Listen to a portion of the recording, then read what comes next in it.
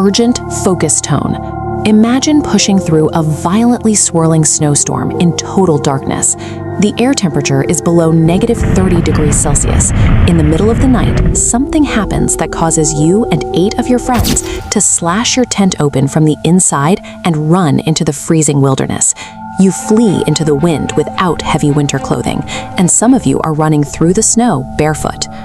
The Dyatlov Pass Incident is a documented reality where 9 experienced hikers died under conditions that have never been fully explained.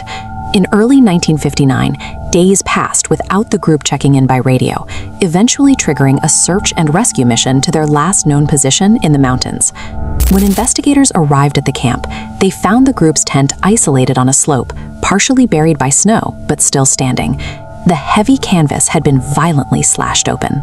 Forensic examination of the fabric confirmed a startling detail. The knife cuts originated from the interior. The hikers had cut their way out. Footprints leading away from the campsite showed the group moving in a scattered, panicked sprint toward the tree line. The physical evidence points to a sudden flight from an immediate threat, setting up the central mystery of why they fled.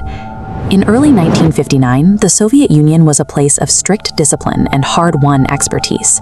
The group consisted of 10 university students and graduates, individuals defined by their youth and their camaraderie. They set out to cross the remote Ural Mountains, an ambitious route through some of the most unforgiving wilderness in the region. During the trek, one member became ill and was forced to turn back, leaving exactly 9 hikers to continue toward their destination.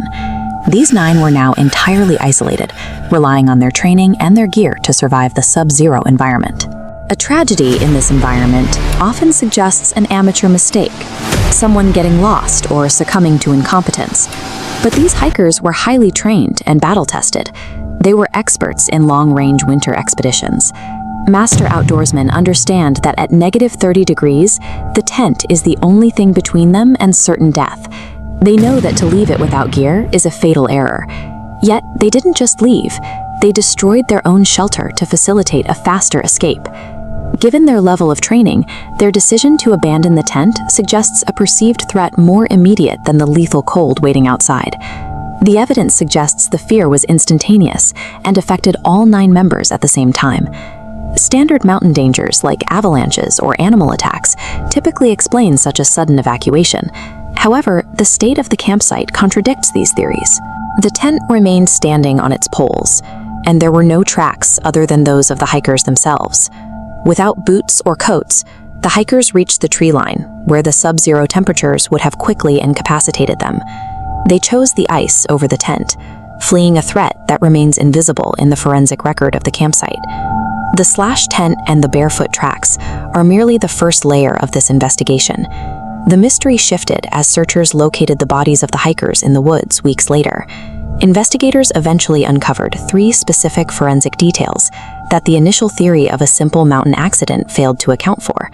In Part 2, we'll examine those autopsy findings and a chilling theory that attempts to unify all of these contradictory facts. Subscribe to uncover what really happened on that mountain in Part 2.